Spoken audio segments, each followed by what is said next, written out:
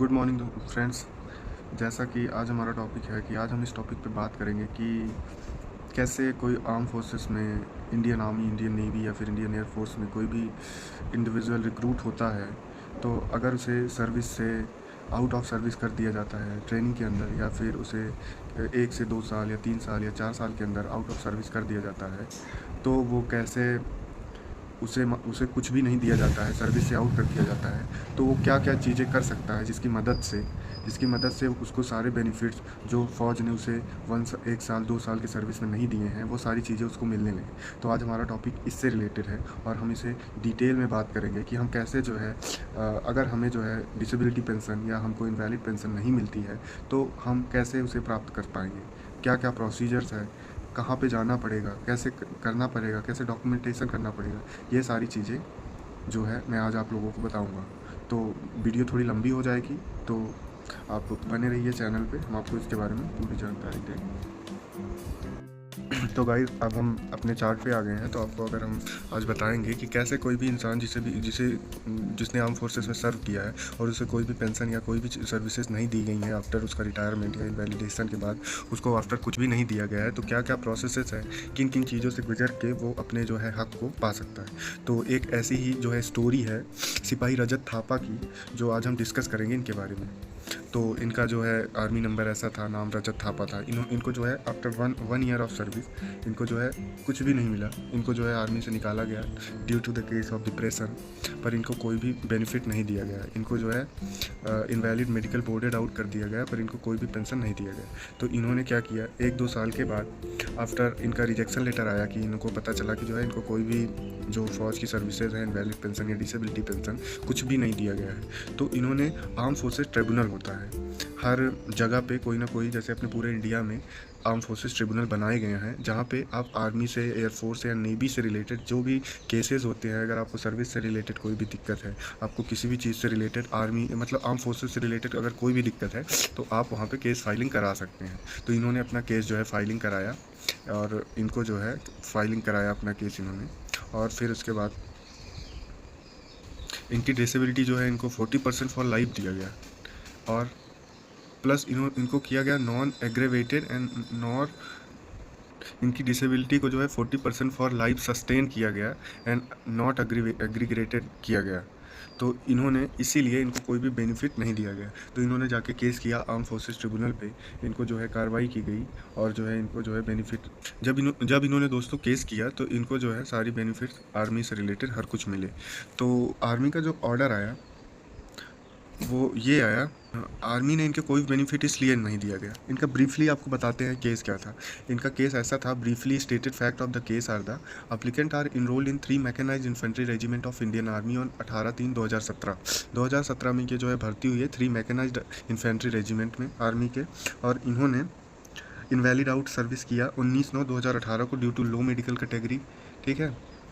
At the time of invalidation, the Invalid Medical Board IMB held in hospital, military hospital Kirkee 7/9/2018 को इनकी जो disability थी, moderate depressive episode with deliberate self harm, 40% disable हैं ये, and open death disability to be neither attributable और to nor aggravated by service. मतलब इनकी disability को सर्विस से लिंक नहीं कराया गया वहाँ पे इनवैलिड मेडिकल IMB के द्वारा, मेडिकल बोर्ड के द्वारा इनकी डिसेबिलिटी को जो है फौज के द्वारा डिसेबिलिटी नहीं हुई ऐसा करके दिखाया गया।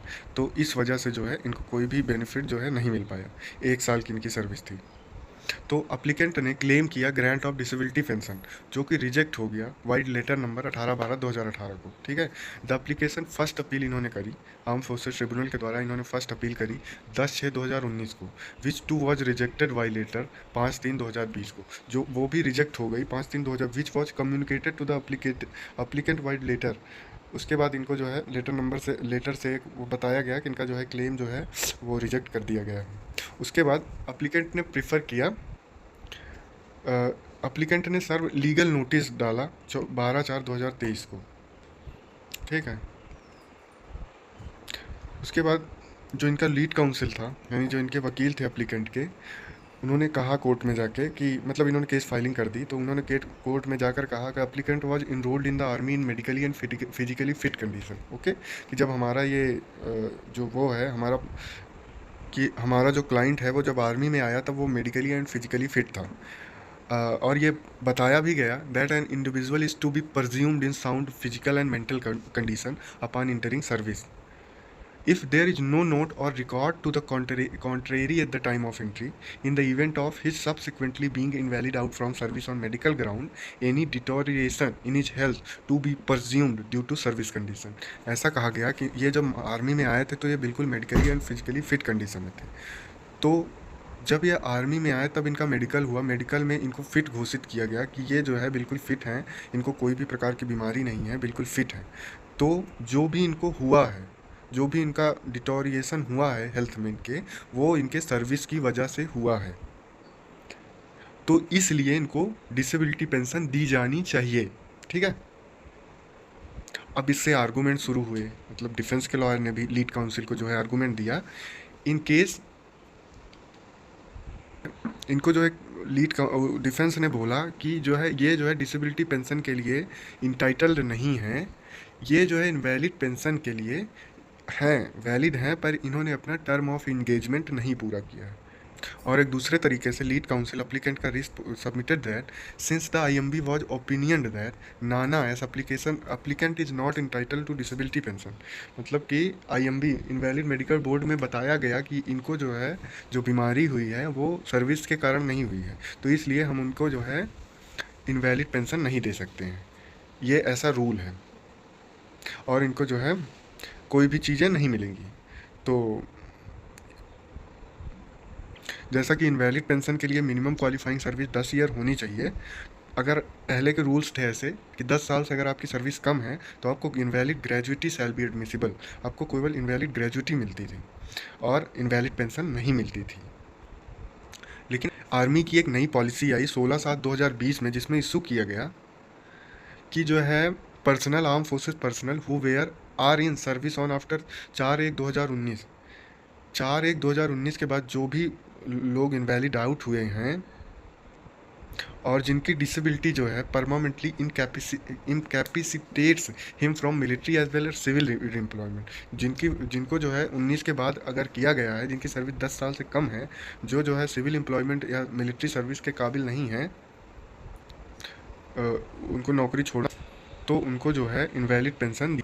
तो इनके केस को जो है कोर्ट ने बारीकी से पढ़ा, उसके बाद कोर्ट ने बताया कि एप्लीकेंट जो है इंटाइटल डिसेबिलिटी पेंशन के लिए इंटाइटल तो नहीं है, लेकिन हमारा एक नया रूल है जिसे government of India ministry of personnel public grievance and pension department of pension and pensioner welfare vide letter their OM number इतना 12 फरवरी 2019 को provided that a government servant who retire from service on account of any bodily और mental infirmity which permanently incapacitated him from service before completing qualifying service for 10 year, मतलब एक letter issue किया गया जिसमें बताया गया कि कोई भी इंसान अगर आर्म फोर्सेस में सर्व करता है और उस सर्विंग के दौरान अगर उसकी सर्विस 10 साल से कम है, उससे रिटायर कर दिया जाता है, तो वो भी इनवैलिड पेंशन का हकदार है। कब हकदार है बताते हैं। वो तब हकदार है कि जब उसकी सर्विस 10 साल से कम है, ठीक है, और उसका जो केस है वो neither attributable to nor aggravated है बाय मिलिट्री सर्विस, नाना है, एंड और which permanently incapacitated them from military service as well as civil re employment, जो है इसको जो है मिलिट्री सर्विस में जो है इनकैपेसिएट कर रहा है और सिविल एम्प्लॉयमेंट भी वो नहीं कर सकता, तब उसको जो है दिया जाएगा। तो इनके केस का फाइनल डिसीजन क्या आया देखिए, in view of the above the original application number 770 of 2023 deserve to be partially allowed, hence partly allowed, मतलब इनको अलाउ किया गया invalid pension. The applicant being invalid out from service on account of his disability is entitled to get invalid pension. The respondent are directly to grant invalid pension to the applicant from the next day of his invalidation. However, in view of the law laid down by the Honorable Apex Court in the case of Sue Das versus Union of India reported in 2007 SLR 445, the arrears will be restricted 3 years prior to the date of filling of original application. The date of filling of original application is 4/7/2023. The respondent are directed to calculate sanction and issue the necessary PPO to the applicant. The respondent are directly to give effect to this order within a period of 4 months from the date of receipt of a certified copy of this letter. Default will invite interest at the rate 8% per annum till actual payment. मतलब इनको जो है पूरा pension मिला after इन्होंने जब case करा तब इसके बाद इनको 8% के ब्याज भी दिया गया और इनको 4 महीने के अंदर इनका पेंशन चालू भी किया। तो ये वीडियो आपको काफ़ी मदद कर सकता है। और कोई भी आपको क्वेरी हो इससे रिलेटेड, कि आप जो है आर्म फोर्सेस से रिलेटेड कोई भी क्वेरी हो पेंशन से रिलेटेड, तो आप जो है हमें कांटेक्ट कर सकते हैं। हमारा जो है ईमेल आईडी मैं आपको अपने डिस्क्रिप्शन में दे दूंगा। और ऐसे ही वीडियोस पाने के लिए आप हमारे चैनल को सब्सक्राइब करें। हम आपको ऐसे ही वीडियो प्रोवाइड करेंगे, इन्फॉर्मेटिव वीडियो, जिससे आपकी हेल्प हो पाएगी अपने जो है सेकेंड टर्म को कैसे जो है वो करें।